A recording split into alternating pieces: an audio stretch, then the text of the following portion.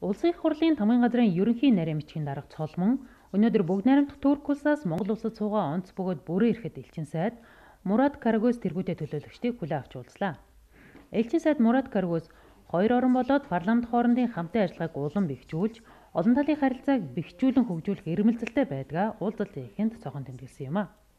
Улсын их хурлын тамгын газрын ерөнхий нарийн бичгийн дарга Цолмон Монгол Турк хоёр улсын харилцаа хамтын ажиллагааг өргөжүүлэн хөгжүүлэхэд хоёр орны парламент түүний дотор тамгын газар хоорондын хамтын ажиллагаа зохих хувь нэмрээ оруулж, цаашид чин чиглэлээр хамтын ажиллагааг улам өргөтгөн хөгжүүлэх боломж бололцоо байгааг тэмдэглэсэн юм а.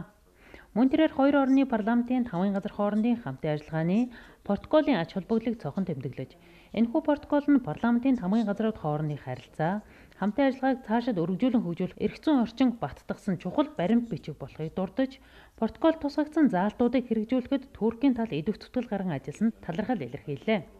Уулзалтын үеэр хоёр улсын парламент хоорондын харилцааг өргөжүүлэхэд Монгол улсын их хурл дахь Турк-Монголын найрамдлын бүлэг байгуулах хүсэлтэй байгаагаа элчин сайд Мурат Карагөз дуулган Бүгд найрамдах Турк улсын үндэсний их хурлын тамгын газрын ерөнхий нарийн бичгийн даргын мэдлэгийг уламжилснаар энэхүү уулзалт өндөрлсөн юм а.